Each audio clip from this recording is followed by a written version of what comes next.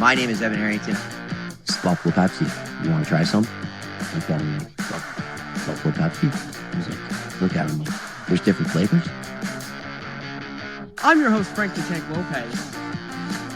I'm ready to fight a kid if it happens. If one kid says one dumb thing tomorrow about Baker Mayfield or anything, I'm punching a kid.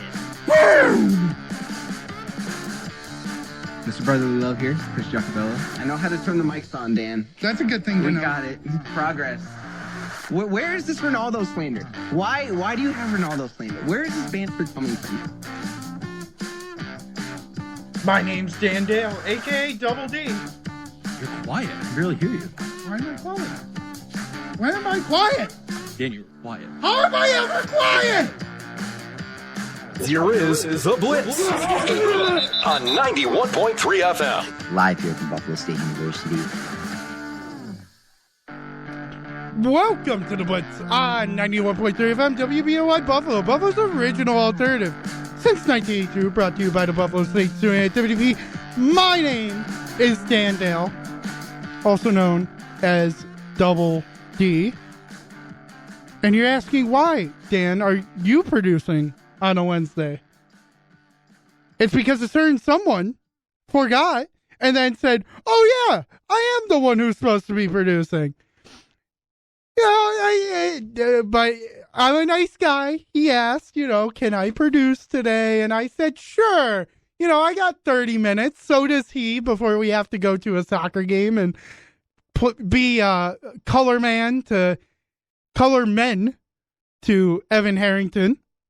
But, I can produce, I guess. I can do it even though it's not my day. We'll get to that guy in a second. He's looking at me from Studio B, regretting our friendship very, very, a little bit. But with me in Studio A, my co-general manager, my co-bus bud, Frank the Tank Lopez. Oh, yeah, baby. How are you, bud? We're living. We're high, but not in that way. We're high on life. That's a way to be. That's a way to be. Guys, I ate 7 fries today. I'm going to die. Yeah. Well, I can announce that study once because once we go over to this gentleman in Studio B, the one who is supposed to be producing, Mr. Brotherly Love, Chris Giacobello. Buddy. Hi, bud. I feel like you forget I worked at 5 a.m. the past 2 days. Oh, boo. Oh, it's catching on to me. You know what? Why do you guys hate me? What? Hey! I had a game on Saturday. I partied Sunday. I had practice Monday and Tuesday. You don't see me here complaining. I'm bleeding from my toes. Buddy, you're younger than me. Bye. 2.5, 3 Quick years. math. Man had to count his fingers real It quick. adds up. Old man. Old man. That's crazy. That's so crazy. I How wouldn't could go I that far. also regret our friendships, Dan? How could you say that? You said that? You're my king. I'm just saying he could be regretting our friendship. Never. That's crazy. Never in my life. Hey, you never know. Some people have second thoughts. Sometimes I go a little overboard with attacking a person for Never, buddy. for trying to shame me into producing. Never. All right. You know what? Let's talk sports. We got 24 minutes before me and Chris have to leave. So precise. Somewhere between there. I know Harrington said be there by 2:30. He's waiting. 2:35 sounds good enough to me, right, Chris? Yeah, I mean, that's in the range. Yeah, 2:30 right? range, you know. Plus or minus 5 minutes. Who doesn't kill? Not me. Exactly. But we can always show up, 5 minutes before. Exactly. That's true too. That is true too. We could show up at 2:55 and be like, "Hey, we're here." Yeah.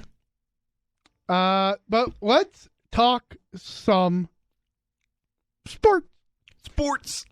Which sport specifically? I think first off, we talk about the earliest thing first. So let's like the most recent. Go track back. No, like the farthest back. Okay. We missed We the missed day. Monday. Right. Yeah. So the farthest back thing was Saturday. Was it? And what was Saturday? What was so fun Saturday? I remember now. Yeah. The game that we went to, the three of us, first the three dub! amigos. Your first and only dub of the season. Oh Yeah! my gosh. The Buffalo Sabres beat the Florida Panthers 5-2. I would throw in my excuses, but they're excuses. The team bounced back and beat Boston and Columbus, and we're back to a winning record at 4-2. So, all right. Yeah, we're still 1-3. Yeah. And we have Pittsburgh tonight against Jari. Playing against Sid the Kid. Sid the old man now. The major Sabre killer.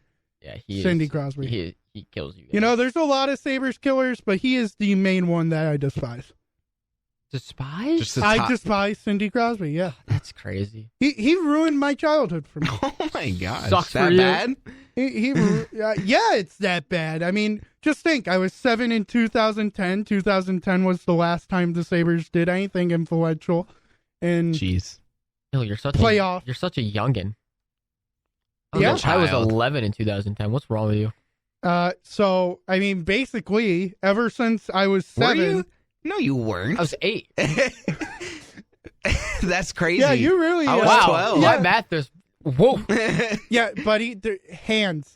1, 21. 2, 3, 4. There you go. Yep. Listen, I didn't have much of a childhood in hockey. I'll be honest. That's- I didn't yeah. really start. Oh, until so you bandwagon. Is that what I'm hearing?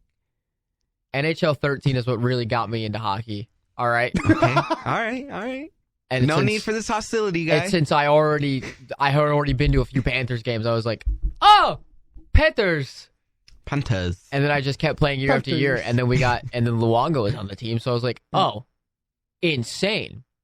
And then, The way I really got into hockey, my dad's a big hockey guy. Same. You know, even though God, love Mr. Dale. Better Dale.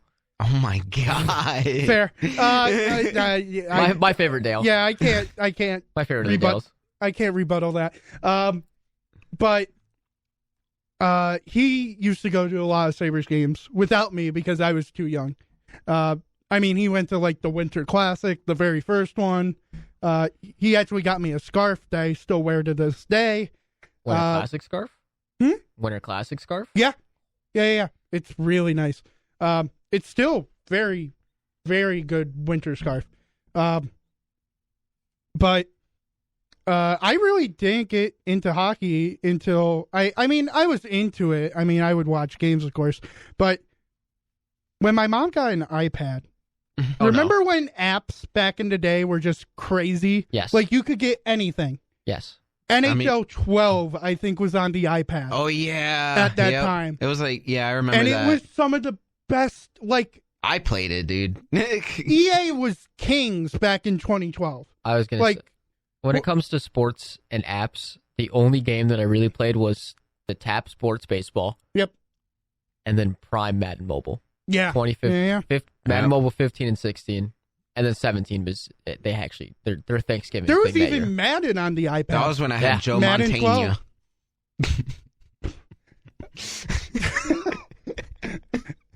I did have him in the Prime Madden days, though. Disgusting. I kid you not. I promise. I promise you. Anyway, where's the conversation going? We I don't- just went off on. We did a little you know, Well, it's still sports. yeah, it's still fun. Mwah. Joe Montana sports. You know, it was amazing to watch the Sabres beat a team, like, confidently. I mean, I know you were without both Barkov. Barkov, Kachuk. Bob- Chuck. They mixed up. Bobrovsky wasn't in that. I want you to know, I did not look at the lines until after the game when I was at Coles because I was like deeply like I was in pain and we were passing around things, and I was like, so then after like 15 minutes of sitting at a table and like just kind of being zoned out because I had Mhm. done the things I needed to do to relax. I looked at my phone and I just went, we put him on the second line. Our rookie that we caught up, Patrick Giles from Charlotte Checkers, we put him on the second line. I did not know that we had a rookie playing that Oh, night. that's a little confusing. And then then. also Spencer Knight, who had not played for Played, 2 years, yep. who also he got his first win last night in Columbus. By the way, rest in peace, Johnny Gaudreau. Yes. I cried during the very great. Dude, I was crying when I was saw the crying. video. Why is today, there- crying. 'cause I didn't see I the gotta game. admit, Columbus hasn't done. I mean, they are They've not handled the this- greatest franchise. They've handled this so well. They really have done outstandingly well with this. I'm sure Calgary will also put his banner, up, Yeah. his jersey up there. Yeah. I don't know if they've done home opener yet, because I feel like I think they have. we would have seen something that like they Yeah. did something There for maybe Johnny was a Gaudreau. little bit, but I'll look. But I mean, I even looked like you. I didn't see the lineup till after the game, and it actually turned out because I was looking at you so much. Why the heck is Payne Krebs playing so much? There wasn't a fourth line. There was only two on the fourth line. It was just Malestein and Krebs. We played 7 defensemen. That's why Gilbert was out there. Jeez. By the way, shout out Dennis Gilbert. Someone Dennis just sent it to Gilbert, him. who did sign. Met him at Sabres Fan Fest. Hell of a guy. Fantastic human being. Love him. My favorite Sabre now, other than Jordan Greenway, who did score at the game. And I couldn't even celebrate. I had to like half celebrate. It was I'm like, oh, Jordan Greenway scored. Oh, it's against the Panthers. Buddy, I don't think you celebrated after After like the third goal. after the first Panthers goal, went down. Because Yeah, after that, I just sat down. You just sat down and just were like, you were in pain. yeah. I was in pain, but also I wasn't You were in pain. questioning If why you if even If came. you know what I mean, I wasn't in pain, but I was in pain. I was Calgary has also had 3 home games. Wow. I haven't seen anything from them about Johnny Gaudreau. No. And that's the thing. Like when you I think mean, of unless Johnny if Hockey, they're waiting till For- Columbus That was comes. like his. I think actually, I think that's it. Columbus, Because when I think Johnny Hockey, it's sometime in October. It's soon, I think. they go to Columbus on the 29th of November. so next month. okay. So not what I was thinking. And then they're home against Columbus on December 3rd. So it's a whiles away. They could be waiting for the third. They Because when could I be. think Johnny Hockey, he is a Calgary Flame. Yep. And that was like one of like the first players that like I remember like because I knew Sidney Crosby, I knew Ovechkin, I knew Patty Kane, like I knew hockey, like I Right. knew the players that I needed to know, and then I knew some of the Panthers. Right. No, But it's funny. Johnny Hockey was like one of those guys that I was like, oh, he's really good, and I loved him in that Calgary team because it was Sam Bennett and Matthew Tkachuk and Shane Monahan, so it was like a lot of good guys, and I'm like, oh, that's really cool. I always remember Johnny Hockey. I mean, he had amazing goals. I mean, you could look at some of those goals in Calgary and you just go, "Oh my God, There's a this reason guy!" his nickname is Johnny Hockey. But I mean, he was also rumored to come to the Sabres when the Jack Eichel trade was happening. The Jack Eichel rumors. It was between Vegas and it was between Calgary. Those were the two main places that had a package in place. Supposedly, Johnny Hockey was part of Calgary's package to us. Not Tkachuk though. No, Huh. no, it was. I it can't was imagine just- my king anywhere else. It was just Johnny Hockey. I can't imagine my rat king being Didn't anywhere I else. don't remember it for sure, but I mean, I can always do a little digging. Didn't he play like a big part for the U.S. hockey team too? Like, Gaudreau? yeah. Yeah. Okay, that's what I thought. No, Johnny Hockey was it's like legitimately one of the best hockey players. Like Mhm. I actually like finally saw and was like, oh, this guy's good. And then I was like, oh, this guy. And then obviously the whole Johnny Hockey to Columbus thing happens, and I'm like, oh no, oh no, Well, you didn't want him at Columbus? no. But also the way that the fans have like, because first off, he picked Columbus. It wasn't like if he signed there. So like I think that's why Columbus fans are like so like surrounded around Johnny Hockey. It's because he picked us. No one ever picks us, and a guy that good picked us. Mhm. No matter what for the rest. He may be gone, but that Johnny Gaudreau will forever be a Columbus Blue Jackets member to them. And I'm like, Mhm. absolutely. And Tkachuk was not part of the trade. He There was wasn't. there were rumors that he was. But It- he was never. It was never true. Okay. That's at least what TSN was saying. Dodged a bullet. Can you imagine Matthew Tkachuk on the Buffalo Sabres? It'd be a heck of a lot better. He would be a Jeez. heck of a lot better. Heck of a lot better. I Oh would- my God! I wouldn't he have would my be our Stanley number Cup. one center compared to I wouldn't have my Stanley Cup. Tage. Yeah. We wouldn't have Tage. Tage probably wouldn't be where he is now You know, in the sense I of definitely number one. We definitely wouldn't have locked up like Rhino and Verhage, Forsling, Just Rhino Tage. stay. because it's like we made it, but Chuck was the big reason. I mean, obviously Yeah, now right, we yeah. know how the story and the cookie unfolds. Stanley Cup champion, I get Carter Verhaeghe and Mhm. Rhino for another 8 years, and I get the rest of. You know, we have 7 players for the next 8 years, Yep. We have That's a good and they're amount. all like It's like a whole top. line. They're all Good. like top 10, top 15 in Yep. their position. I love you, Bill Zito. Now Kevin Adams, he you sucks. suck. He sucks. I mean, it was at least nice to see Levi get the first win. Yeah, Levi did play out of his He mind did play good, because yeah. there were there were a lot. there of are chances. still a lot of defensive miscues. Yeah. Mostly because of one person in particular, Matthias Samuelsson. Well, get him off the ice, please, for the love of God. Don't Actual ever problem. start him again. A horrible signing. Now we have to deal with him for 7 more years. Yeah. That's fun. Oof. Or 6 more years. Something on the Count down those years, buddy. something on the line of too long to bear. Like all that money could have went for Paterka or Quinn. Yeah. Oh, I heard Paterka is back playing tonight. Yeah. He is back Speaking of tonight, him. which is nice. And you know what? Now that the dust has settled on the game, you know, we've won 2 now since that game. We're back at 4-2. I'm sitting happy. And we get our rematch on the 28th. You guys are so much better than 1-3. Yep.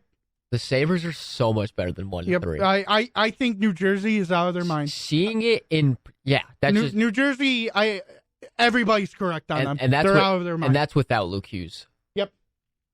They it's- have the goaltenders now. They have Markstrom and Allen, which is a perfect 1-2. Yeah. Allen is a great backup. He's not a great starter. No, but Markstrom is insane. Markstrom has been. And then I would even like to say the Kings, I mean, they just scored, I think, 8 the other night against Ottawa, 7 or 8. I mean, that's nothing to shy away about, and I think that was against Allmark too. There's a lot of teams right now that are like, I mean, let's be honest. Utah is insane. Yeah. Yep. I know it's just the Coyotes and everyone on like Twitter. But was it Arizona really the problem? I think Arizona was just the problem. Yeah. Aren't they starting like 3-0? Aren't they 3-0 right now or something like that? They are. Or like 3-1 at least? Yeah, I think they just lost last night for the first time. But I mean, that's not bad. No, not at all. Considering that they are the Arizona Coyotes, Yeah, basically. that's pretty dang good. That is pretty dang good. Yeah, as of right now in the Atlantic, Florida's number 1 with 6 points. I guess those Mormons are teaching them something. Yeah, they're 3-1. They're They're third. they're Dallas. They're forgot how really good Dallas tied is. for second. Yeah, it's them and Winnipeg. And Minnesota. I mean, Minnesota's below Minnesota. them. Minnesota's at 6. Please let the Wild make it. And they had the goalie goal last night. Dude, I saw the video on that. It's amazing. Crazy. Love goalie goals. Speaking of goalie goal, I already knew this. My friend sent it to me. Gustafsson, the goalie for the Minnesota Wild, Yeah. 1 goal. Oh, and Austin Matthews. Combined Connor McDavid and Austin Matthews goals, 0. Edmonton Oilers are 1-3, and I know how it ended last year for them anyway, but I do not care. I will celebrate them failing to the day I die. Even Vancouver is starting off slow. Yeah. They're 0-1-2. San Jose is as good as Vancouver. Who could say that right now? Celebrini is also Yeah, so he's already hurt. Mm-hmm. Already. At least Bedsy gave him like 2 months before breaking his jaw. Yep. It's like this brother played 1 game and he's out. Yep. These players are getting soft. Outrageous. Carolina also having a slow start. I mean, again, I'll only take 2 it. games, but I'm telling you now. Rod, in 2 years, Rod Brindamore will be gone from the Carolina Hurricanes. mhm. You think? Yes. Or because do you know? How many times it's going to be a? I'm sorry. I'm going to bring this back to football because I still stand on this opinion. It's going to be a Sean McDermott thing. Yeah, How many years is it going to be your year and you fail consistently year after year? Yep.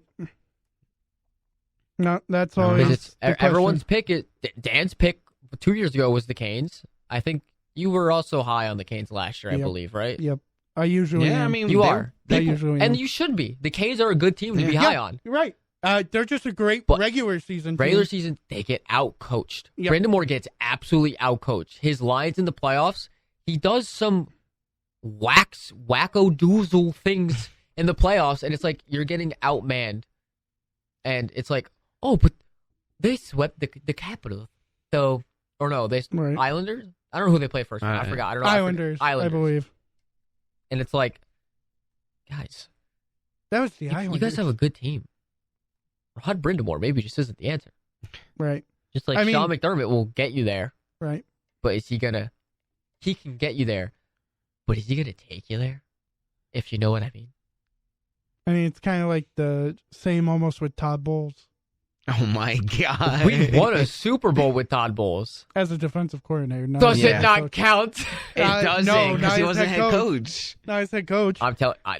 Did you watch? Did we watch the defensive masterclass happen in the Super Bowl that year? Was he head coach that year? Did we watch the defensive? Was he head coach masterclass that in year? the Super Bowl? I remember. Was seeing he the boss that year? Did you see Patrick Was he Mahomes the running boss around that for his year? life? I Was remember he Bruce Arians the being boss there. that Hey, year? hey! I have a Super Bowl. Leave me alone. You have 2. I have 2. He has 2. I have 1. He You has only have one. 1. Ah! Get out of my face. Todd Bowles is a better coach than Sean McDermott. Hot take. I take that back. It's not true. Don't let me talk like that, Dan. Don't. Hey, if I say something stupid like that, humble me. Okay. Don't let that happen again.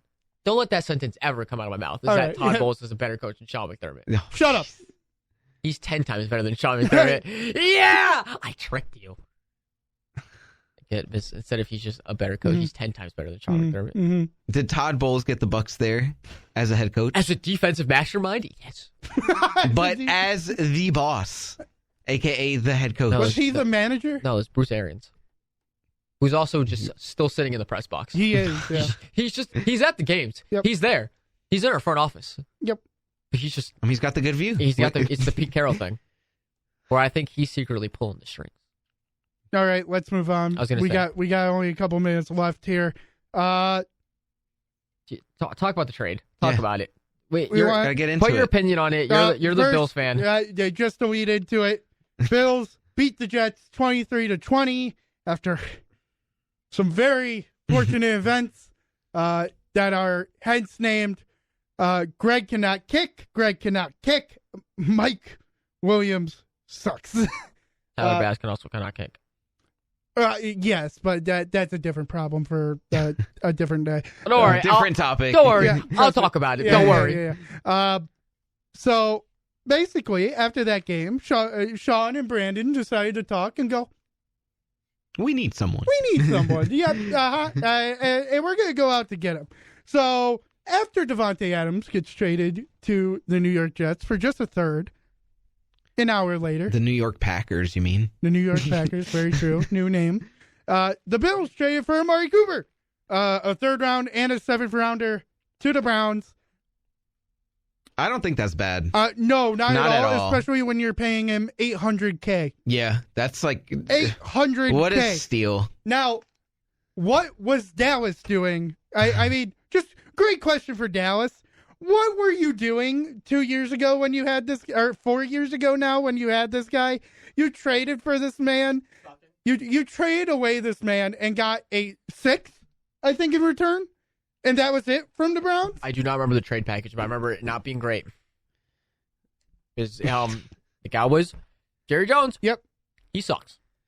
Brothers a little dum-dum. I think the best way to do it, to signify how much Jerry Jones sucks, is to have a little quip from Jerry Jones himself. What's Seems your like point? my Listen, let me tell you what I'll do. Let me tell you what I'll do about it. I will let us sit down and look at the decisions we've made over the last several years. Okay? I'll look at it. Now, if you think I'm interested on a damn phone call with you over a radio and sitting here and throwing all the good out with the dishwater, you have got to be smoking something over there this morning. I'm not. And I really don't, and I don't even want our listeners to listen to me, to talk about this is not your job. Your job isn't to let me go over all the reasons that I did something and I'm sorry that I did it. That's not your job. Well, my job is to So y'all ask get why. a job, or I'll get somebody else to ask these questions, man. Jerry, we're trying to figure out why the team is. I'm not kidding you. I'm not kidding you. You're not going to figure out what the team is doing right or wrong. if you are, or any 5 or 10 like you, you need to come to this meeting I'm going to today. There are 32 teams here. You're geniuses.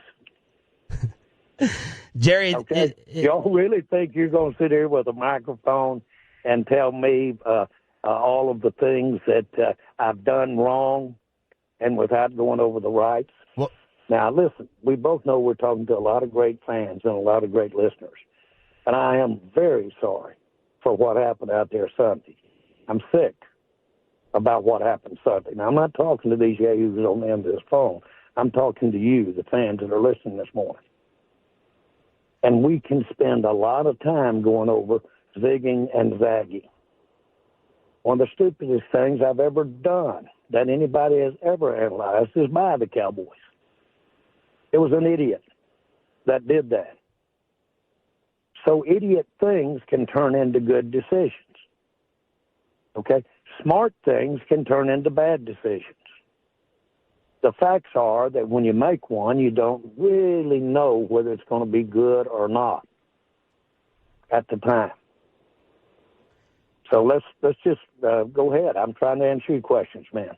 You want some conversation this morning? You're getting it. Jerry Jones here. You're getting some conversation. What a muppet. He's an act.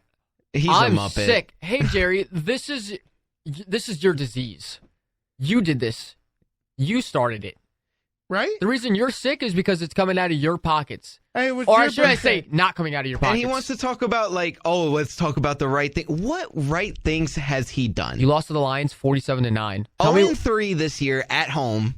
He's as soon as he in, bought right? the team, he immediately fired Jimmy Johnson, a Super Bowl winning coach. What has he done right? I would love to know what has gone right in Jerry Jones. In the Jerry Jones Cowboys era. I want to know what his definition of things going right are. Because if it's we're going all the way and then getting bounced in the first round and being a very mediocre regular season team, then you know what, Jerry? You're right. You guys are absolutely killing it. Jerry Jones Cowboys Super Bowl appearances, 0. Brother, he's a bum. Yes. Absolute lemon. No, it's time to hand over the reins to somebody else. At least Here's GM the thing. wise. Stay. At least GM wise. You can stay owner, Jerry. No one's kicking you out of that. Right. But let someone else run the team. Like, you can still approve all the signings that, if you really don't want to pay a certain guy, you can still say no. But I think you need somebody. I think you just need somebody now to say, oh, yeah, this is how you actually put together a team instead of paying Dak Prescott and CeeDee Lamb 33% of your salary cap. So there's no room for Micah Parsons, not next year, but the year after. Yep. So he's going to be gone. And then your whole team is going to collapse after that because you don't have a running game right now. Nope. Sorry, I love Rico Dowdle, but nope. Ezekiel Elliott Nope. is not who he is. Nope. Dak Prescott is not the answer. The offensive line is not the same. The defense, Mike Zimmer is horrible. Yep. He should have stayed retired or whatever he was doing. Yep. Should have stayed with his very young girlfriend. Yep. Oh. Like Bill Belichick. Like Bill. Okay. Yep. So it's just bad. It's just bad. And Mike McCarthy is going to get fired at the end of the year, and we all know that. It's just, when is it going to become a him problem? His son realizes and knows it's a him problem because his son has to step in every time and go, no. Like, no. Because I remembered always the famous Jerry story, at least to me. I wanted Johnny Manziel. I wanted Johnny football. I wanted Johnny football. My son said no, though. But what's Johnny football doing now? Oh, he's running a bar.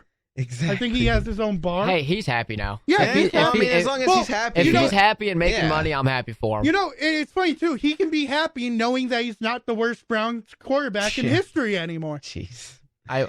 I will talk about that more after this little break that we're about to take here. But Dan and Chris have to go call a soccer game. Hey, boys, where can they listen to you? Oh, Dan, if you want to listen to that, go to BuffaloStateAthletics.com.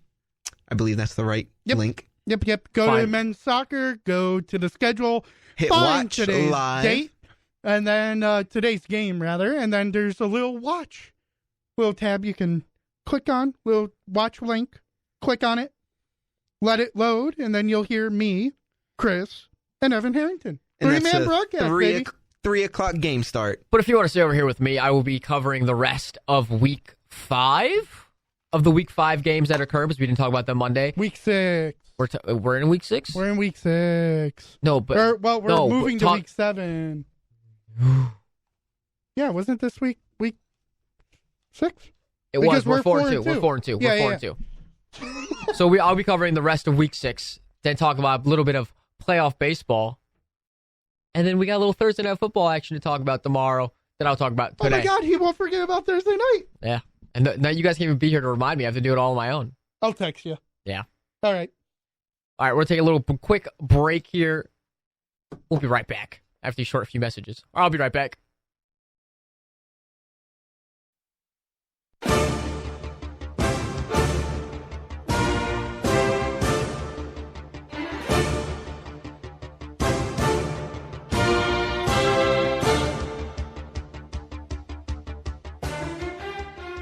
Welcome back into the Blitz here on 91.3 FM WBNY. I am still your host, Frank the Tank Lopez.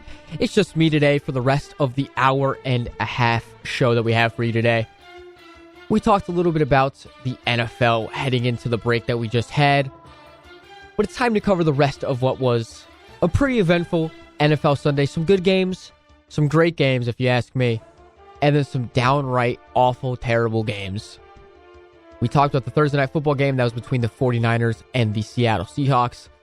49ers absolutely it was a pretty mid game, I would say. Brock Purdy kind of, he hasn't been looking the best, that we know he can be, especially with the weapons that he has around him. But, overall good game. Then we get into the Sunday slate. We had the London game between the Jacksonville Jaguars and the Chicago Bears. Whew. Caleb Williams is him. Caleb Williams absolutely goes off against the Jacksonville Jaguars in their second home. He goes 23 for 29, throwing 226 yards and 4 touchdowns. His main target was Cole Kmet, and it's just insane. It's nice to see that he's finally be able to adapt into the NFL, especially after being, it took him a little bit, just kind of getting scrutinized there for a second. People started, it's Chicago with a rookie quarterback. People started, dragging on him, trying to figure out if maybe this is the guy or not. He had a great performance against Jacksonville in London. And this is usually where the Jags kind of excel, is their second home, where they play in Tottenham Stadium. And the Bears go in there and absolutely rock Jacksonville. And again, the problem with Jacksonville, I thought Trevor Lawrence looked pretty well. I thought Trevor Lawrence had a decent day, but Travis Etienne obviously gets hurt. I believe he fumbled and then just he got hurt, so he had to be pulled for the rest of the game. Tank Bigsby was okay. But again, their efficiency is just not what it needs to be. They are not able to convert on third and short, third and longs, and in the red zone, they're absolutely awful when they do make it. And just, this team is just, it feels too good for them to be 1-5, at least on paper. But the way that they've played, and perhaps Doug Peterson has coached this team, they've been a pretty abysmal team so far. And then I'll skip the Buccaneers game for now, because I have a lot of things to talk about the Buccaneers game. Up next, we'll get to the Commanders and the Ravens. These two put on an absolute show. Lamar Jackson had a decent little day for himself. I think close to 200 passing yards, but Derrick Henry again, I think he put up almost 130 rushing yards, 2 touchdowns. At least Derrick Henry is going to be the saving grace for the Ravens this year, to kind of take them out of that fraud conversation that I officially put them back into. And you can talk about it with me you can call in and, disagree with me, but I truly believe that the Ravens are a fraudulent team. You can call in at 716-878-5104. Let's talk about why the Ravens are frauds. Lamar Jackson still is not an accurate passer to me. And just Derrick Henry has been the sole reason for winning these games. He has been as dominant as ever at 31 years old. He's reached that threshold, that point in time where running backs are supposed to have this steep decline. And yet Derrick Henry is leading the league in rushing touchdowns, leading the league in rushing yards. He's doing that 31 years old against this, on a really decent Ravens team. But to me, the Ravens are still definitely not the best team in the AFC. And then the Commanders, Jaden Daniels, he was still slinging the rock. And just the Commanders team they take the L here. They lose 23-30. But the Commanders team they've been fantastic. So losing to a team like the Ravens, down only by 7, I'm not too worried for the Commanders there. Up next, an absolute bloodbath by the Green Bay Packers on the Arizona Cardinals. Jordan Love has himself a day. He goes 22 for 32, 258 yards, 4 tutties, and throws 1 pick. Fine. Jordan Love is back. Obviously, he gets hurt in the Week 1 game against Philadelphia in Brazil. Scheduled to be gone for 3 to 6 weeks. And then he is back, and he is electric right now. Kyler Murray had a decent day, 22 for 32 as well, 214, only throw for 1 touchdown. But no, that defense in Green Bay and that offense, they are a very, very good team out of the NFC. And Jordan Love, he's so far proved, as long as he's on the field, he's proved, as to why maybe he did deserve the money. Perhaps a little bit still overpay for some of these young, quarterbacks that are getting the absolute bags. But for me right now, Jordan Love has absolutely, performed at the level he needs to be performing at when he's on the field. So, Packers beat the Cardinals 34-13. Just an absolute big showing from Jordan Love coming back. And then a game that was close, but it was close the entire time. It was kind of a boring game. The Indianapolis Colts versus the Tennessee Titans. Indianapolis would win 20-17 against the Titans. The Titans are now 1-4. I don't even know how they got the first win. Oh, that's right, they beat the Jets. That is how.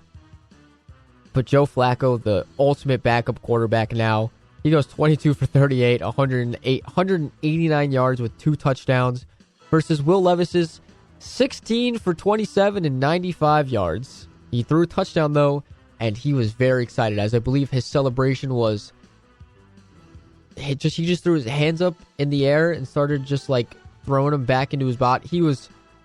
Will Levis has been the greatest character in the NFL so far. Week after week, we are just getting something new from Will Levis. Whether he's just absolutely getting pile-driven into the ground by another man's pelvic area, or he's crying, or now he's just throwing up his arms after a singular touchdown, which I do not even believe gave them the lead. So, Colts beat the Titans in a pretty uneventful game. Joe Flacco still slinging the ball.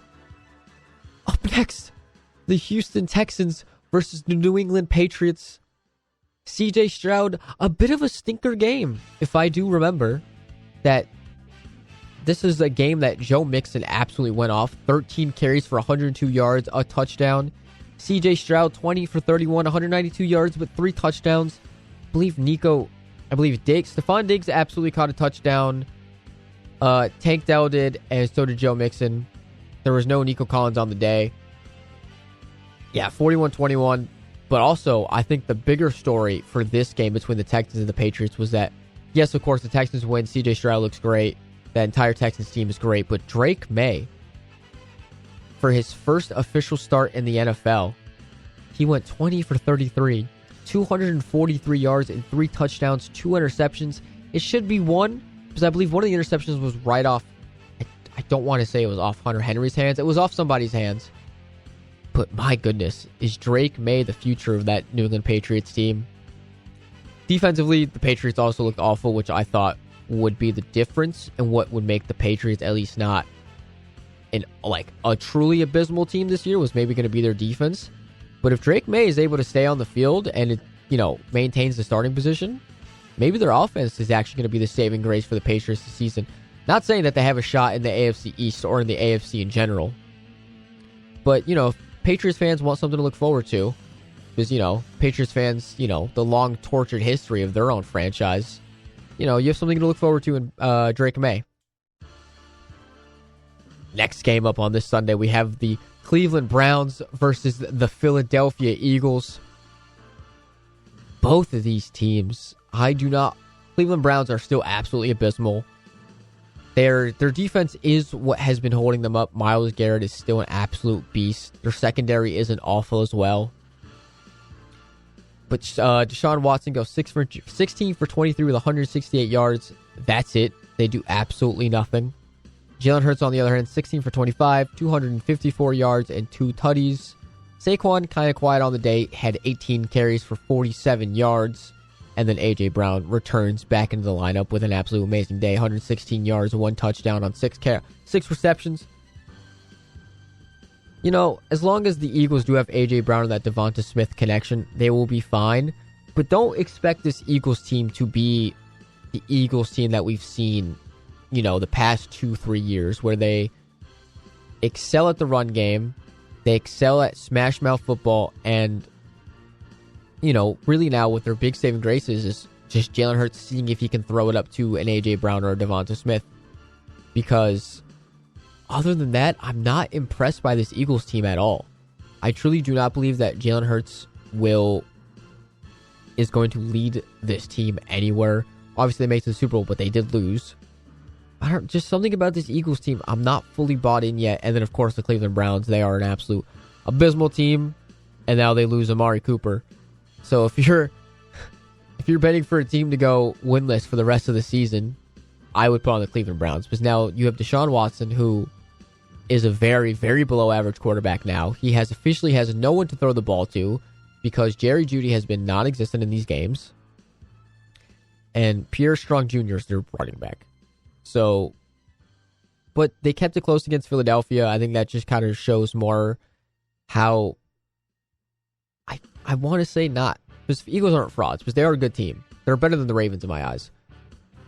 But they haven't been looking great. They have not been looking like the team that we know that the Philadelphia Eagles can be.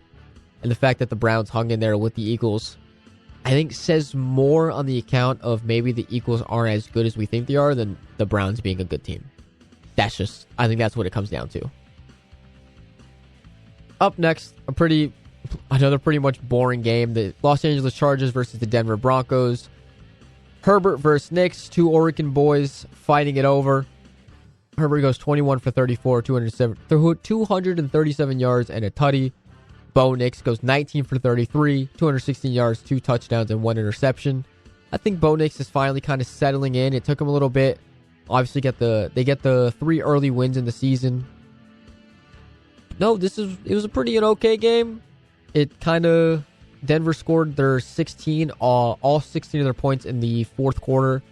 Bo Nix was leading competent drives toward the end of the game, which, I mean, yeah, they didn't have it for the first 3 quarters, but if he starts picking, a little bit of steam up now with his receivers over there in Denver, Bo Nix and the Broncos could be I'm going to say sleeper team to, I would say maybe fight for a wild card spot. I'm not saying they're making it at all, because other than PS2, there's nothing defensively they have anymore, and offensively, it's also really nothing. No, but the Chargers get the win. Justin Herbert coming back off, just slight aggravated injury. J.K. Dobbins had an okay day. Just overall, nothing insane about this game that's interesting to talk about. Now, the next game, the Pittsburgh Steelers versus the Las Vegas Raiders. Justin Fields goes a blazing 14 for 24 for an outstanding 145 yards. Najee Harris goes off with 14 carries, 106 yards, and 1 touchdown. And on the Raiders side of the ball, he didn't play awful, but it wasn't enough. You had Aiden O'Connell, who took over for Gardner Minshew, went 27 for 40, 227 yards. There was a touchdown and interception. And then Brock Bowers being his number 1 receiver. And this is kind of now where the controversy comes in with the Steelers, because it was announced yesterday that Russell Wilson will most likely get the start for their upcoming game this Sunday against the Jets. And I don't know how anyone else feels, but I believe most of us on the Blitz, and especially myself, this is not a necessary move that needs to happen to put Russell Wilson at QB1. You are 4-2. You are winning games. Is it mostly because of your defensive? Your defense? Absolutely. But that's not to say that Justin Fields is helping leading these competent drives down the field that's leading to points. Justin Fields has been a serviceable quarterback for what you need, and you're sitting at 4-2. You have a winning record so far through 6 weeks. And, you know, I do love Russell Wilson, but I don't understand what making QB1 does over Justin Fields. What, you're going to score one more touchdown? You're going to get one more drive? If you're winning games like this with Justin Fields, I just don't think that making the quarterback change now does anything for anyone. And you know what? If it works, it works, but also I just don't think the change is necessary for the Steelers. Because they just beat a very good defensive team in the Las Vegas Raiders 32-13. So I'm not personally on board with the putting Russell Wilson at QB1 train. But you know what? If that's what Mike Tomlin wants to do, that's what Mike Tomlin will do. As we've learned multiple times now. Up next, the Carolina Panthers lose to the Atlanta Falcons 38-20. If you beat the Panthers, it does not matter. We saw it with the Saints in week 1 when they absolutely throttled them. I called it before everyone else was, absolutely just loving on the Saints, loving on Derek Carr. And I was like, it does not matter. You played the Carolina Panthers week 1, and the same thing happens with the Falcons now. They win 38-20. Andy Dalton has a pretty okay day. Kirk Cousins has an okay-ish day. It was more Tyler Algier and I believe Drake London who kind of carried the load for the Falcons on this one. And so far, Chuba Hubbard for the Carolina Panthers has been their offensive MVP. He has 18 carries for 92 yards. And just this game, NFC South divisional game. Falcons now sit at 4-2. Panthers now at 1-5. You can look at this game. You can be like, oh, it's a blowout. It is against the Carolina Panthers, who are the worst team in the National Football League. And the Falcons, who are probably the most overrated team in the National Football League. So when you have two teams like that, and one of them kind of dominates the other, you're not really surprised at the outcome that kind of happened that game. Now, upcoming, this game, Mr. Smith, if you are listening, I truly apologize because things need to change fast for these Dallas Cowboys. They would face the Detroit Lions, and when I say face, I mean their face got eaten off as the Detroit Lions would beat the Dallas Cowboys 47-9. The Dallas Cowboys' only points would be a field goal in the first, a field goal in the second, and a field goal in the third. Jared Goff would have an absolute amazing day, 18 for 25, 315 yards, 3 touchdowns. David Montgomery, also another big day, 12 carries, 80 yards, 2 tutties. And Jameson Williams, J-Mo, 3 receptions, 76 yards, and a touchdown. And the Cowboys, I just don't understand where it's going wrong for them. They're sitting at 3-3. Dak Prescott has not looked like the quarterback that Jerry Jones has spent so much money on. And instead of worrying about, the quarterback situation, they should have been worrying on the running back situation because that running back room is non-existent. There's nothing over there. Like, zero. It's Rico Dowdle and Ezekiel Elliott. And Rico Dowdle, who was their lead rusher of the night, had 5 carries for 25 yards. That's not good. That is abysmal. And the entire Dallas Cowboys team was playing abysmal. The Lions were toying with them. They threw Dan Skipper out at slot wide receiver. If I see that and I'm a Cowboys, if I'm part of the Cowboys team, I'm part of the front office, the coaching, whatever, I'm looking at that going and saying they're not taking us seriously because they shouldn't. This is a team that is completely mismanaged. Jerry Jones has failed his team as owner, as one of the leaders in that entire building. He's failed to give them resources. Yes, you did pay paid CeeDee Lamb, but Dak Prescott's throwing the ball, and I think I think the window has kind of closed on the Dak Prescott being in that top 5, quarterback, top 6 quarterback conversation. That window is closed. Because I don't think we're going to get many more close to MVP seasons that we've gotten before from Dak Prescott. And he hasn't looked good at all so far this year. And the Detroit Lions, they're 4-1. The only loss for them coming this year is from the Tampa Bay Buccaneers. And just, again, the Lions just proving why they are one of the best teams in the NFC and also in the NFL.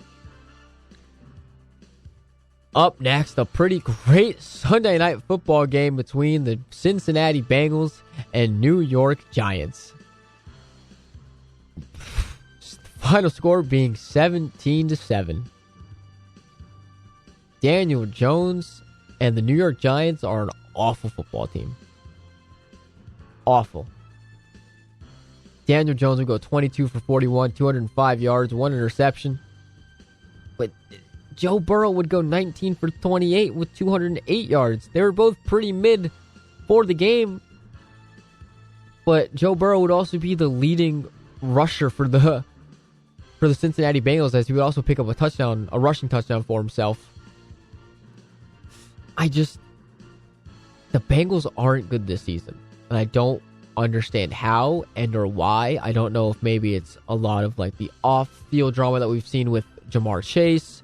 And then obviously the T. Higgins situations, both star wide receivers, both kind of making their voice very present and known on social media. I bet in the locker room and in the facilities, I bet they've made their voices heavily known that they want to get paid and that they should get paid.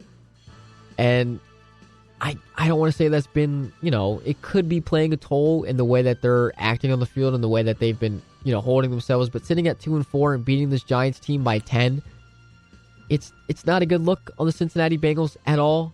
I don't think they've been a fantastic team, and then the Giants are the Giants. If you thought this team, after 2 wins, if you thought this team was going to be any good or close to being a decent team, you're absolutely wrong. Daniel Jones was never the answer. He'll never be the answer. And just a reminder to every Giants fan, you pay Daniel Jones instead of paying Saquon Barkley. And that will haunt your dreams for the rest of your life. You may have 4 Super Bowls, 2 of them being in the past 20 years, but not paying Saquon Barkley will haunt your dreams forever because you paid Daniel Jones to be your quarterback.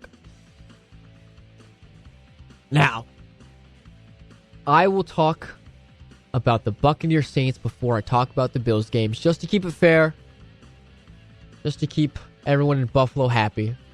But the Tampa Bay Buccaneers would go on to destroy the New Orleans Saints. It was getting a little scary there for the Tampa Bay Buccaneers. In the first quarter, they would go up 17-0. And then the second quarter, heading into the half, Buccaneers were down 24-7. They would allow the Saints to score 27 unanswered. Buccaneers would come back, score one more before half to make it 24-27. Saints leading at half by 3. And then after that, Todd Bowles got those boys riled up in the locker room. They said, boys, this isn't just a football game. We're fighting. We're fighting for everyone back home. We're showing the world that Tampa Bay and those boys back home and us right now, we own the world. We own the National Football League. That's exactly what they did. Baker Mayfield would have an absolute day. He'd go 24 for 36, 325 yards, 4 touchdowns, 3 interceptions. And this is where the conversation of maybe some interceptions should not be a quarterback stat, because 2 of them were absolutely through the hands of Jalen McMillan. He had 2 wide open catches. Jalen McMillan lets them both go, just zip right past him. And he gets a hand on them. He gets 2 hands on them, but it just goes right through and he's not able to hold on. But Baker Mayfield had an absolute amazing day. Sean Tucker, who is your NFC Offensive Player of the Week. Sean Tucker went 14 carries for 136 yards, 1 touchdown. Chris the Rod God Godwin had 11 receptions, 125 yards, and 2 touchdowns. And you would see the return of all-pro safety Antoine Winfield Jr. Zion McCollum would come in, hit Chris Olave from the side, knock the ball out, and Antoine Winfield will go in for the scoop and score for the return 6 on the fumble. Kalijah Kancey with multiple sacks on Spencer Rattler. It was just an overall impressive game from the Buccaneers to dethrone what many people saw as the Saints as being, perhaps a real threat to the NFC South and a real threat to the NFC, the Buccaneers shut down every single person that said that about the Saints. Every single person that had the Saints ranked above the Buccaneers, we put those people to bed. And Cam Jordan of the New Orleans Saints, all he does is just runs his mouth about Tampa. That's all he does. He doesn't have a ring. But most of these guys on that Tampa Bay Buccaneers roster has a ring. And Cam Jordan just loves to sit there and talk about it. We live in their head rent-free. And it's wonderful. And obviously, the last game of the week was Monday Night Football between New York Jets and your Buffalo Bills. This was an interesting game. This was not a fun game to realistically watch, especially that last quarter. Thank God that Brandon Beane looked and said we needed Amari Cooper. Because Josh Allen needs help. He does. James Cook was ruled out for this game, so the leading rusher was Ray Davis. Wasn't awful, but didn't obviously, wasn't that massive an impact. Josh Allen would have to do most things the way that Buffalo Bills football has gone. He has to do things his way. That's, of course, what he does. Aaron Rodgers, on the other hand, 23-35, 294 yards, 2 touchdowns, only 1 interception. And that interception that he threw, he basically tried putting it on Mike Williams. He said that wasn't the route that needed to be run. But the route that Mike Williams ran, he had to cut back because Aaron Rodgers underthrew him like hell. It wasn't even like that. It wasn't even like Mike Williams, was supposed to cut an inside post instead of an outside post and go out to the sideline. I think Mike Williams ran the correct route, but Aaron Rodgers so far has not been able to take credibility for what happened.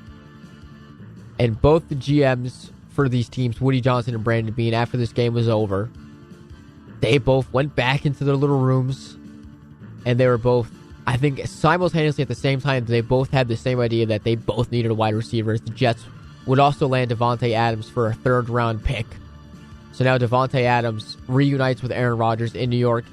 And let's see if that maybe changes, the Jets' projection and overall strength of their season. Because right now they're sitting at 2-4. And Jets fans are upset. I think the front office should be upset. I think some of the players should be upset. Because you bring in Aaron Rodgers, you are promised this goal of we are making the playoffs. This is the team to do it. And so far, at this point last season, Zach Wilson had a better record with you than you have right now with Aaron Rodgers. And I think you really have to look at that. You can put such a cool jersey on the field because the Jets went with the throwback with the helmets as well. You can do whatever you want on the field aesthetically. But so far, what they've put on the field in terms of product has been awful. Breece Hall can only carry you so far. Garrett Wilson can only carry you so far. And Aaron Rodgers has not looked like the MVP Aaron Rodgers that we know and that you either love or hate. I personally love. But it's just kind of hard to see right now what the Jets are going through just because they're promised so much. They're literally promised the dream of this is it. If you're going to buy it now, this is the team to buy in with. And that they sit 2-4 and they lose a pretty uneventful game to the Buffalo Bills. They had multiple chances to score. Greg Zuerlein needs to be cut immediately from the New York Jets. They need to go get Cade York, who was cut from the Commanders after week 2. Because Greg Zuerlein misses 2 pretty chip-in field goals and just an absolute embarrassment for the Jets. And also Tyler Bass. Tyler Bass something needs to happen with Tyler Bass. Tyler Bass. He goes 1 for 2, puts up 5 points. Longest was 22. He just hasn't looked good since the wide right of last year.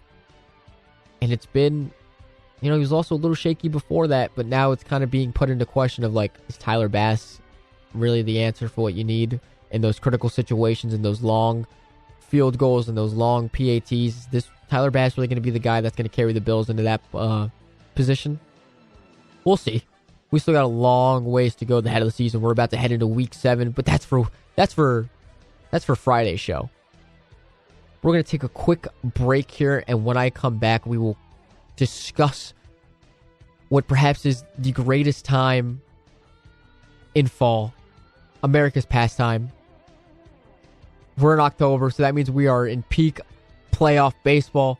We will talk about what's been happening with that and the series is going on. After these short few messages, stay here with me on 91.3 FM WBNY Buffalo, Buffalo's original alternative since 1982.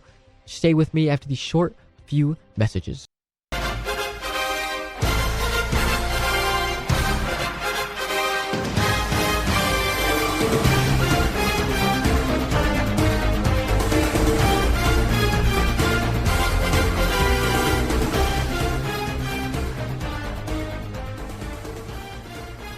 Welcome back to the Blitz here on 91.3 FM WBNY. I am still your host, Frank the Tank Lopez.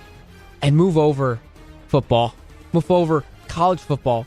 Move over everything else. And yes, even as a Panthers fan, move over the beginning of NHL hockey because it's October.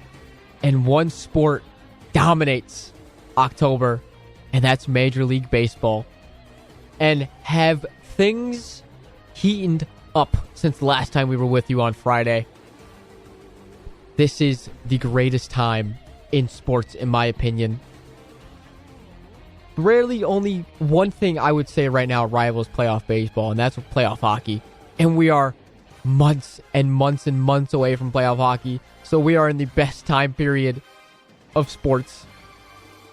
Last time that we were with you on Friday, the Dodgers would beat the Padres to move on to the NLCS, and the Guardians would beat the Tigers to move on to the ALCS. But since then, we've had some games that need to be talked about, because these championship series have been electric. Maybe one more than the other, as the NLCS so far has been a fantastic battle between the Mets and the Dodgers. And the Guardians of the Yankees, it's been looking a little lopsided. And I'll start with that one, because that's the one that I'm least interested in, just because it's most likely the outcome that it's not what I want. Bias reasons, and yes, this is the Blitz, and we say it all the time, bias takes over in this. I don't want to see the Yankees in the World Series. I don't. But also, I know how business works. I know that it's good for baseball to see the Yankees back in this position. But also, it just feels good to see the Yankees get bounced any year that they're in the playoffs.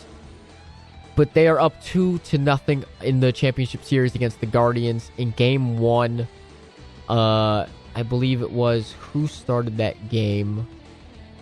So Alex Cobb started the game for the Guardians. He would only pitch for 2 innings. He would let up 5 hits and 3 earned runs. Not great.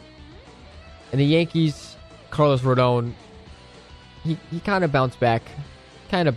He would go 6 innings. He only allow 3 hits, 1 earned run, 9 strikeouts. But the story so far for me, just because it's always the story for what I feel like it's been since 2017, and that's Aaron Judge in the playoffs. And it fully needs to be a conversation, because other than last night, I mean, even his home run last night, it didn't really add much to the game. Yes, it put it out of kind of arm's reach for the Guardians, but the Yankees were already up at that point. And the way that they were playing, I feel like they were pretty much going to stay there and win the game, whether with or without Aaron Judge's home run. But so far, Aaron Judge in the playoffs has not been good. As a matter of fact, he's one of the worst playoff hitters in baseball history. And I'm just going to pull up his playoff stats for this one. Yeah, Aaron Judge for the 2024 playoffs, he is batting. He's played 6 games. He's had 18 at-bats, 3 hits, 1 double, 1 home run, 4 RBIs. That's also including his home run from last night. He has not looked good, and it's consistently what has been an issue with Aaron Judge in the playoffs and the Yankees. Luckily, he's been surrounded by talent around him with Juan Soto. Gleyber Torres has been absolutely fantastic for the New York Yankees so far in the postseason. But Aaron Judge, he's hitting 167 with 3 hits so far in the playoffs. And this is supposed to be the captain. This is supposed to be the man that got paid He's getting paid for 13 years with the Yankees. Will most likely end his career as a New York Yankee. He will wear the pinstripes forever. And this is a conversation that is brought up every single year, is that Aaron Judge in the playoffs is a very different Aaron Judge that we get in the regular season. Aaron Judge regular season is an MVP. He is. His plate vision is fantastic. He's able to make contact, whether he hits the long ball or he puts the ball into play, whether he hits it over the infielder's heads and he makes, goes in for a little bloop, or he just is able to find the gap in the outfield and goes for a double. So far, that's not the case, and it hasn't been the case since 2017 with Judge in the playoffs. And it's just, how are you going to allow this to kind of be happening? Just because I don't understand how this happens to Judge every single season. Other than last season where they did not make it, being third in the AL East, but Judge is that guy that he needs to be on fire. He needs to be consistent at the plate during the playoffs because, I guess before this season, it was really kind of up to him. Stanton has definitely Stanton has been a massive help for the Yankees during these few games. Stanton has been great. Gleyber has stepped up, and Juan Soto has just been phenomenal as well. But, 3 hits, batting 167 so far. It's not what you need from Aaron Judge. But luckily, this Yankees team is also, surrounded by talent, not only just in their lineup, but also starting rotation. Clay Holmes has been fantastic. Carlos Rodon has 16 strikeouts. Luke Weaver has a 1.29 ERA so far. So pitching-wise, they've also looked fantastic against the Guardians, holding them to 2 runs for both games. They've been pretty much able to tee up on the Guardians, pitching and rotation for them. The Guardians, I think, the first game they went through, I believe, like 5 or 6 pitchers. Just that's when you've kind of rattled a team, is that once they start going to the bullpen consistently inning after inning, you kind of know that you've kind of broken them so far. Aaron Judge so far has been a very disappointing part of the playoffs so far for the Yankees, and that just happens to be the conversation every year. But so far, they're up 2-0 on the Guardians. I hate to say it, but they're most likely going to beat the Guardians. I think if the Guardians can win both games at home, then it's obviously a brand new series because they tie it up 2-2. But I think the Yankees get at least one. If the Yankees just get one in Cleveland, it's pretty much over. Then they have to come back to New York. And, on a playoff clinching, home game for the Yankees is pretty much life or death for you as a team. And it just kind of depends on if the Guardians are ready for that. Because this is a very different team from the 2016 Cleveland, the Cleveland Indians team from 2016 versus the Cleveland Guardians team that we have now. And it's been, Guardians so far kind of fell flat on their face. It seems like what it's been for the entire series. They had to go 2-5 against Detroit and barely squeaked out a win against Detroit in Game 5. And now they're kind of falling flat on their face here against the Yankees in the American League Championship Series. So we'll see if the Guardians can sort of regain their momentum and kind of get hot on the bats again. But so far, it's not looking like it. So far, it's looking like kind of an easy road to the path to the World Series for the New York Yankees. But enough of that one. So now we're here to talk about the best series in baseball. And that is the New York Mets versus the Los Angeles Dodgers. Now, Game 1 was an absolute thrashing from the Dodgers that they put onto the Los Angeles Dodgers. Dodgers would start Jack Flaherty. He would go 7 innings, only allow 2 hits. Obviously no runs, as the Mets would do absolutely nothing in there. Shohei Ohtani 4 for 2 in that one. Mookie 4 for 1. Freddie Freeman 3 for 2. They've been okay. The Dodgers stars have played, to the potential and like the star level that we know they can be. Shohei Ohtani, his first postseason appearance, he's been phenomenal as well. But the Mets in the second game, this Mets team, if you don't believe, I do not know what is wrong with you. Francisco Lindor, just it's been an absolute amazing series so far, and just an amazing playoff run so far by the Mets. It feels like since in the past 2 weeks they've had 5 of their biggest wins so far, in probably the past 10 years since the 2015 trip of the World Series that they had. It's been fantastic, and you kind of have to put that on Francisco Lindor's back, who should be MVP in my opinion. If they do make it to the World Series, Lindor is absolutely the NLCS MVP. Because so far what he's done for this team to get them to this point has been phenomenal. Mark Vientos, Swaggy V, third baseman for the Mets, has been fantastic. He hits a grand slam, which would propel the Mets over the Dodgers to win Game 2, 7-3. Pete Alonso would go 1 for 4.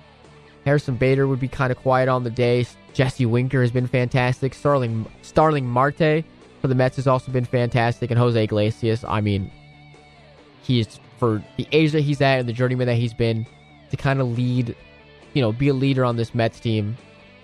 And that's to me is what separates this Mets team to the rest of what I think the rest of the other 3 teams in the rest of the playoffs have, is that, yes, Lindor is clear-cut the leader on that team, but it feels like they all kind of support each other.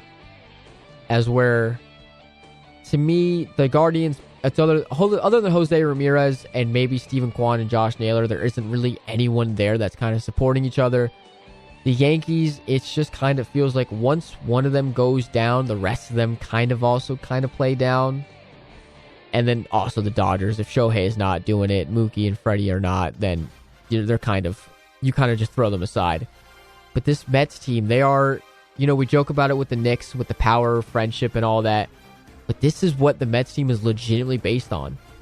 And the power, friendship, and just having that chip on their shoulder from being 15 games under back in June, or May and June, being 15 to 11 games under 500, now pushing all the way here to be in the NLCS against the Dodgers, and taking a game away from them in Los Angeles. Now they will be playing it tonight in Citi Field in Queens. And I don't think you can call me crazy for saying that I think the Mets could easily take the 2 in New York against the Dodgers. It's just, Ohtani has been good, but Kodai Senga for the Mets, who's starting pitching, has not looked good. Let me see what I can get here. I'm trying to pull up the game cast for today to let you know who is pitching. Now, today's the 16th. Why is it saying that the game is over 9-0? Let me see what I can pull up here. I'm trying to get the starting pitchers for tonight's game. Yes. So Walker Buehler, who has not been fantastic for the Dodgers, is starting up tonight. He is, for the regular season, he went 1 for 6 with a 5.38 ERA. And then for the Mets, it's Luis Severino, former Yankees ace, now Mets All-Star, who's up for a Gold Glove, by the way, Luis Severino. And they kind of give the edge to the Dodgers, but I'm going to give the slight edge to the Mets in this one, just for what they've been able to do with their backs against the wall. You've seen the wins that they've been able to pull out, the absolute clutch hitting that they've been able to put after the 7th inning. They've been able to be the hottest team in baseball, right behind the Tigers. But now that the Tigers out, the Mets are the hottest team in baseball. And if there's one team that is put in this position in the NLCS, I don't think any other team would be putting up a fight quite like the Mets would be to the Dodgers. If you put the Phillies in here, I think they get squashed. If you put the Brewers in here, they get squashed. If you put pretty much any other National League team in here, they get squashed by the Dodgers. But I think the Mets, as of right now, behind the power of Grimace and every kind of superstition that they've had all season, I think this Mets team is the best antithesis to the Los Angeles Dodgers and to that Shohei Ohtani team. Because Francisco Lindor he's hitting 233. Mark Vientos is hitting 375. Pete Alonso is hitting 240, which is fantastic, which is what you want to see, especially on whether or not this is Pete Alonso's last, if they are able to defeat the Dodgers, this is his last hurrah as a New York Met. And, if the Mets are able to pull it away, I know it's early, but we are very much potentially looking at a Subway Series World Series, which would almost mean the end of New York City. Because if these two teams do make it to the World Series to face each other between the Mets and the Yankees, all 5 boroughs, including Long Island and Staten Island, are being burned to the ground. No matter who wins. Because Mets fans, if the Mets wins, then Queens is taken over, and if the Yankees win, prepare for the city to be in absolute chaos. But obviously, the Mets have to get past the almighty Dodgers.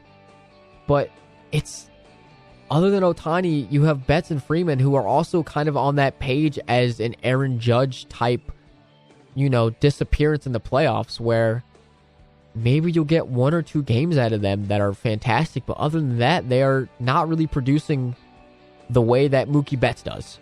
Former MVP Mookie Betts, another, 9-figure contract, and Freddie Freeman also on a 9-figure contract. Those are the guys that you expect to produce, like an Aaron Judge. But between the 3 of them, they all give you a game that's serviceable. And then after that, they kind of start slowing down, and they kind of start disappearing from, the talks of being leaders for this team. I mean, Teoscar Hernandez has put up bigger hits than Betts and Freeman.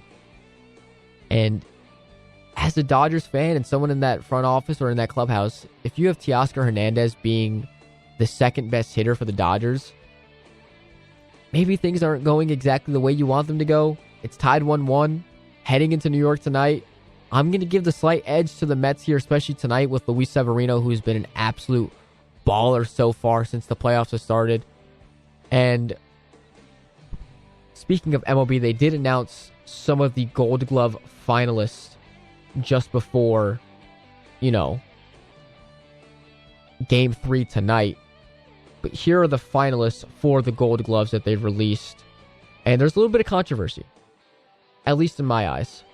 For the American League, for pitching Gold Glove, you have Griffin Canning from the Angels, Seth Lugo from the Royals, and Cole Reagans also from the Royals.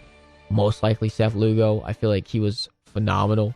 For catcher, you have Freddie Furman from the Royals, Cal Raleigh from the Mariners, and Jake Rogers from the Tigers. Jake Rogers was one of the best catchers all season.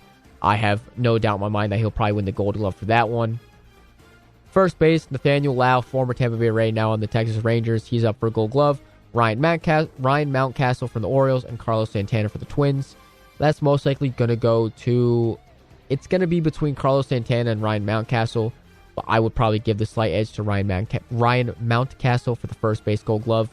Second base, you have Andres Jimenez from the Guardians, Nicky Lopez from the White Sox, and Marcus Semien from the Rangers. It is not going to be Marcus Semien. It's most likely going to go to Andre Jimenez, who already, I believe, has 2 Gold Gloves. I think one in the past 2 years, but Andre Jimenez has been fantastic at third for them, or second for them. Third base, upcoming for the American League, you have Alex Bregman from the Astros, Ernie Clement from the Blue Jays, and Jose Ramirez from the Guardians. Just give it to Jose Ramirez now for the Gold Glove. He's one of the best defensive players at that corner. I think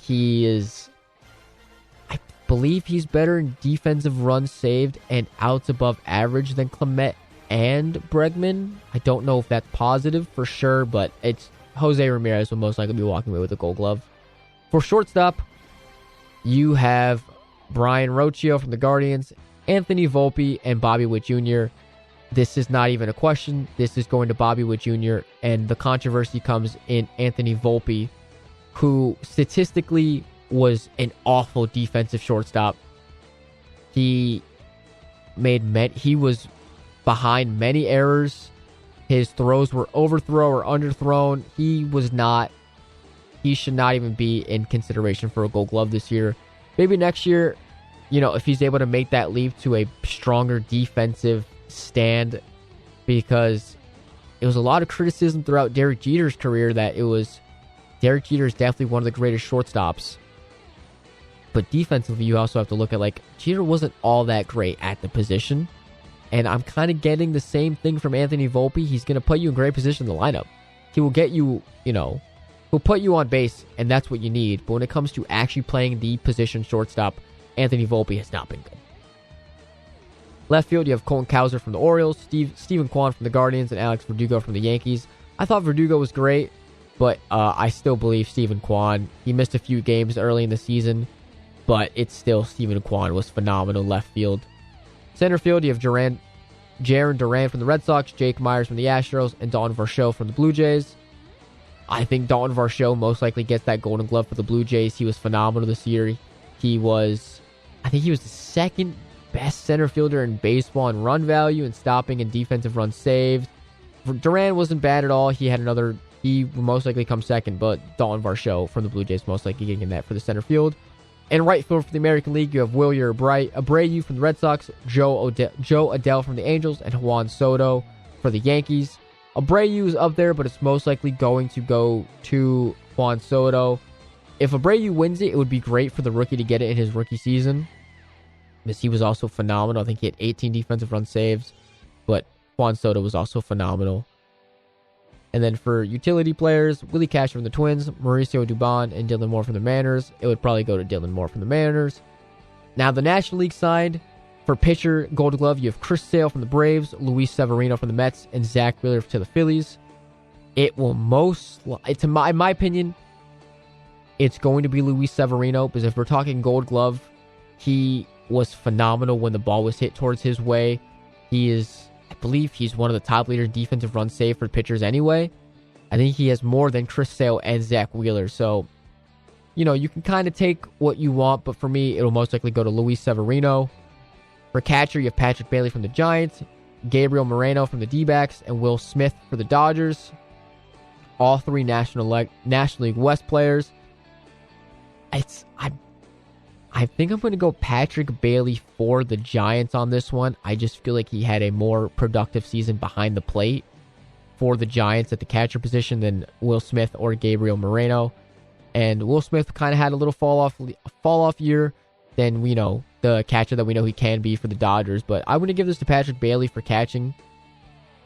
And then first base, obviously Bryce Harper, Matt Olson, and Christian Walker for the first base Gold Glove. I'm going to go Christian Walker here for the Diamondbacks. He had plus 13 outs above average. Bryce Harper in his first full season as a first baseman, I thought he played pretty fantastic. And then Matt Olson obviously is just one of the better first basemen in the league. But for Gold Glove talk, I'm going to go Christian Walker for the Diamondbacks to take the Golden Glove for himself. Second base, you have Ketel Marte from the Diamondbacks, Bryson Stott from the Phillies, and Bryce Terang for the Brewers. Bryce Terang had a phenomenal season, a very underrated season, underlooked season. Ketel Marte was fantastic. Bryson Stott had kind of an okay year for the Phillies, but Bryce Terang was phenomenal for the Milwaukee Brewers. So I'm going to go Bryce Terang to win that one. Third base, you have Nolan Arenado, of course, for the St. Louis Cardinals, Matt Chapman for the Giants, and Ryan McMahon for the Rockies. Ryan McMahon is I kind of want to give it to him as he was phenomenal, but also it's Nolan Arenado, who is always one of the greatest defensive players for the year. You know what? For the sleeper pick and for the dark horse, I'm going to give it to Ryan McMahon and win it over Nolan Arenado for the Gold Glove. Now at shortstop, you have Dansby Swanson, Ezekiel Tovar, and Mason Wynn. It's Dansby Swanson. I think he's won it the past 2 years for shortstop position. But Mason Wynn for the Cardinals, the rookie shortstop, he had an amazing season. I wouldn't be too shocked if he wins it over Swanson and Tovar. Tovar would be, I don't see Ezekiel Tovar winning it. So it's going to come down to Mason Wynn and Dansby Swanson. I personally give it to Mason Wynn. I thought the rookie was phenomenal his first year. He was definitely one of the better defensive players, I think, in all of baseball. So I'm going to give it to Mason Wynn for that Gold Glove. Left field, you have Lourdes Gurriel Jr. from the Diamondbacks, Ian Happ from the Cubs, and Brandon Marsh from the Phillies. Just give it to Ian Happ. He was phenomenal. Brandon Marsh was okay, and Lourdes Gurriel is just serviceable out in left field, but Ian Happ was phenomenal for the Cubs. Center field, you have Brenton Doyle from the Rockies, Blake Perkins from the Brewers, and Jacob Young from the Nationals. Brenton Doyle, was pretty fantastic with his bat for the Rockies, and he was almost basically an elite defender for the Rockies. And I think it's going to come down to Jacob Young from the Nationals and Brenton Doyle from the Rockies. I'm going to give the slight edge to Brenton Doyle to win the Gold Glove. Right field, you have Sal Frelick from the Brewers, Jake McCarthy from the Diamondbacks, and Mike Yastrzemski from the San Francisco Giants. Most likely, I would probably give it to Jake McCarthy or Sal Frelick. They both defensively were better than Yastrzemski. So I'd probably give it to Jake McCarthy from the Diamondbacks. And utility players, you have Brendan Donovan, Kike Hernandez, and Jared Triolo. It's mostly going to go to Brendan Donovan. I don't really see anyone else here. Kike was fine, and Jared Triolo was serviceable at best. But Brendan Donovan was pretty fantastic this season. And that's about it for baseball. Just know that the Yankees are up 2-0 on the Guardians, and the Mets play tonight as they are tied with the Dodgers 1-1 in the NLCS. I can promise you, it's going to be fantastic what's going to happen tonight between the Mets and the Dodgers. I'm going to give you a little prediction here. Pete Alonso hits a 2-run bomb, and then Francisco Lindor gets close to a cycle. I believe he gets the double. I think he gets everything but the triple. That's my opinion, because Walker Buehler has been pretty uneventful. And this Mets team just gets me so amped up for what baseball is, and they have been a perfect remedy of how good baseball is and how good competent baseball is supposed to be played. But up next, to end the Blitz here tonight, ad. I don't know if Chris Jacobello here to yell at me about ad blocker. What a shame. If only Chris Jacobello is here to yell at me for ad blocker. Would you like me to fill in? Oh! Craig, you scared me. All right.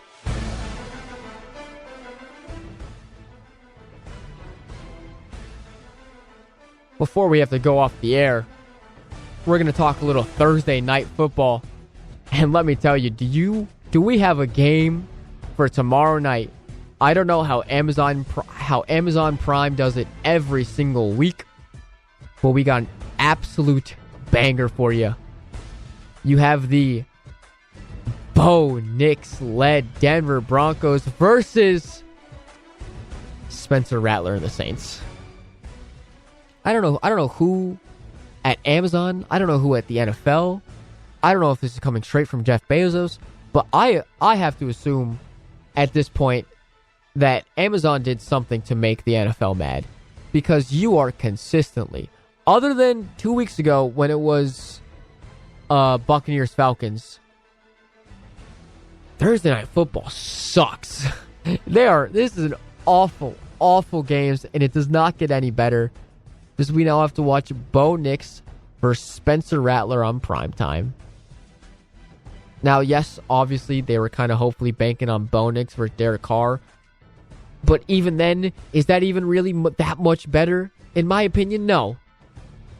It's not. And I'm not taking bias. I'm not saying this biasly because I hate the New Orleans Saints. And I do not like Derek Carr, and I don't like Chris Olave or Cam Jordan or Rashid Shaheed or Alvin Kamara. No! I'm not saying that at all because I hate the Saints. But I hate the Saints. And the Denver Broncos are 3-3. They should not be 3-3. They got a lucky win against the Jets. They somehow beat the Buccaneers. Don't ask me how. I block out every kind of second from that game that's happened. But we will talk about it. Sean Payton. This is the Sean Payton Bowl. Because obviously Sean Payton, former head coach of the New Orleans Saints, absolute scumbag. He was behind the Bounty Gate. If you don't know what that is, look up Bounty Gate. Sean Payton has lost the respect of so many NFL fans, and if he hasn't lost yours, you lost my respect. Because he tried killing so many of my players. But this game, it's not even fun. It's not even fun to talk about. I love Bo Nix. I'm a big Oregon guy, so it's always fun to see the quarterbacks come out of there succeed. But Sean Payton is not a good head coach anymore. He's not. Especially on Thursday Night Football. This game is just... I'm trying to be energetic and happy about this game, but it's really hard to be. It's really hard. I think Bo Nix will probably have... He'll probably throw for over 300 yards, honestly. I think he kind of cooks up the Saints defense. But also, you're playing Spencer Rattler. A man that was supposed to be where the Caleb Williams position is. He's supposed to be where Caleb Williams is. Then he obviously gets moved to, I don't even remember. I think it was South Carolina or Arkansas. One of those two teams. And just, this is not a good game. This is not a good game. It is constantly happening where we're getting awful, awful games scheduled on these Thursday Night Football slots. But Bo Nix, he has looked pretty okay for a rookie quarterback. He's probably been, in my opinion, the second best rookie quarterback so far, behind Jaden Daniels. But Jaden Daniels has kind of taken a leap far and above beyond the rest of the rookie quarterbacks, so it's not really saying much, if you ask me. But he's been fine, 14 for 27, 4 interceptions, but he's been able to go over 200 yards, a couple touchdowns every single game. If they're able to get it rolling, try and get the pass game started against a pretty mediocre Saints defense, I'm sure the Broncos will be fine. And then obviously the Saints, Alvin Kamara has been fantastic. For some reason Alvin Kamara decided that he had enough of being talked down upon and just wanted to let the world, remind the world that he's still here. Well, obviously the Saints are without Chris Olave and most likely Rashid Shaheed, as Chris Olave went out of the Buccaneers game with a concussion, and Rashid Shaheed is having, I believe Dan told me that he is most likely having knee issues and that it's apparently pretty serious. Yes. Saints wide receiver. All right. Breaking news, actually. Yep. All right. Breaking news. Rashid Shaheed is officially most likely going to be out for the rest of the season, as he will be going surgery to repair his knee. So now the Saints no longer have Chris Olave or Rashid Shaheed for at least Rashid Shaheed for the rest of the season. They no longer have him. Chris Olave will most likely be out 2 more weeks with this concussion, depending on how well he's able to bounce back from it. But that's not great, especially when you have Rashid Shaheed on fantasy, which I do. So that's not great. It's actually really, really bad. But I'll give a little bit of predictions now for this game, I guess if I have to. Broncos Saints, Thursday Night Football. Spencer Rattler basically has no one to throw the ball to. I can either just check it down to Alvin Kamara or just hand the ball to Alvin Kamara and move out of the way, because that's about it. Cameron Jordan is an absolute bum for the Saints now. He's been a bum for quite a long time now. And Tyrann Mathieu has fallen off a deep, deep cliff since week 1 and week 2, just like this entire Saints team has fallen off a cliff. No one believed me when I said it, that the Saints team are frauds, and yet here we are. They're at 2-4 after they started the season 2-0. It's almost as if I know what I'm talking about. Weird. But for this game, Broncos Saints, I'm taking the Denver Broncos to beat the New Orleans Saints. The Broncos move to 4-3, and the Saints continue on their losing ways as they create a 5-game losing streak to move to 2-5. New Orleans is not looking too pretty in the NFC South. And that's exactly what I need, because I already have enough trouble with the Atlanta Falcons, But God, this feels good. I feel good with my Broncos pick. I feel good in Bo Nix. I believe in Bo Nix, because I think you have to, and it's either that or the Saints. It's really just pick your poison and which team you isn't worse. And to me right now, the Denver Broncos are somehow a little bit better than the New Orleans Saints. I don't know how I can say that in 2024, especially with the team that we know the Denver Broncos are. As of right now, they're better than the New Orleans Saints. And you can't really, there's not really much that you can argue that against. But we have about close to 5 minutes left. Let's see if any breaking news has occurred. I'll let you know if anything has. But other than the Rashid Shaheed situation, nothing really crazy. Oh, actually, Chargers breaking news. Wide receiver DJ Chark. His practice window will officially be activated today. So we could be seeing the potential return of DJ Chark in the coming weeks for the Chargers, which would be huge for the Los Angeles Chargers and Justin Herbert to finally get perhaps a viable weapon out there, because that team just looks lost out there. Justin Herbert looks lost. Their offensive line has been fantastic. I think Joe Alt was almost the perfect pick in the draft for the Chargers. He's been fantastic, but other than that, it's kind of really hard for to look at the Chargers and be like, to me, they are not what the Jets are in terms of the defensive side of the ball, because the Jets always defensively are great. Offensively is that they are the opposite.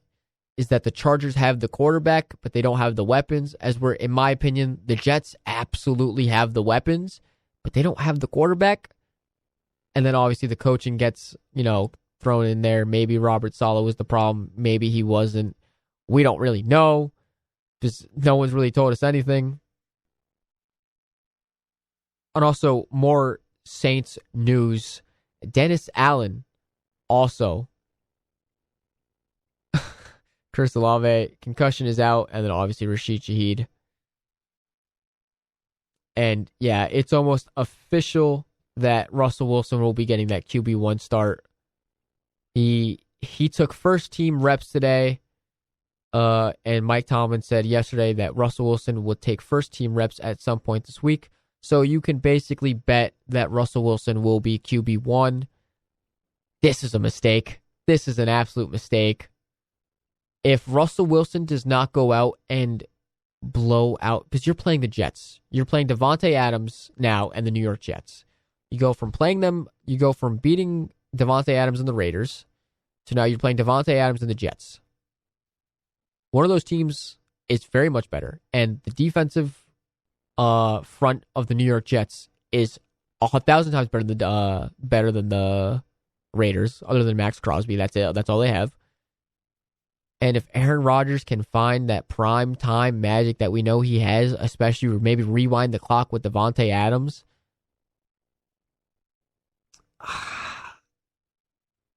it's just not a good situation that's happening over there. And you kind of, in my opinion, you now have to look at maybe like a Garrett Wilson and Allen Lazard, who have been that wide receiver 1, wide receiver 2 options for Aaron Rodgers, who I thought who've played, considerably well so far in the season, especially Garrett Wilson. But now you kind of have to assume that this is Aaron Rodgers doing, of bringing in Devontae Adams to basically move Garrett Wilson to that wide receiver 2 slot and pluck in Devontae Adams in that wide receiver 1 spot. And Devontae Adams most likely is practicing today. I haven't seen anything come out today. No photos, no videos. I haven't seen anything so far. I'm still looking, but so far nothing about Devontae Adams actually practicing today, even though it was basically announced that he would be practicing with the team today. But so far, I'm sure we'll get more photos and videos as the day, moves forward.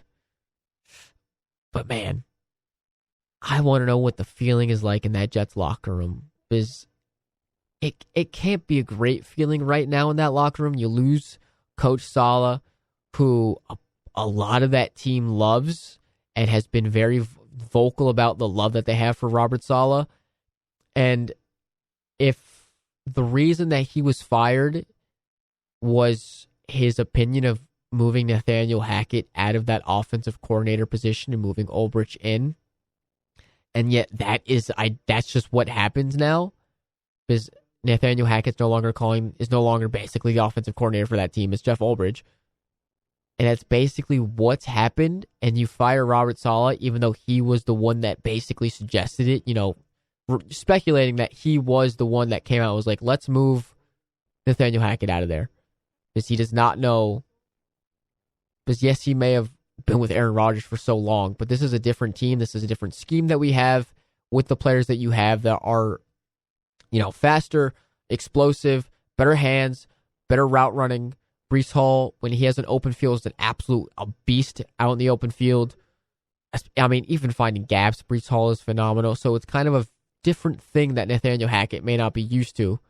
So it's like, I want to know the feeling and just the overall vibes in that locker room in the New York Jets. But you lose Coach Saleh. Garrett Wilson now basically loses the wide receiver one position to a Devontae Adams. And I know the media has been kind of hounding this narrative that this is Aaron Rodgers' team.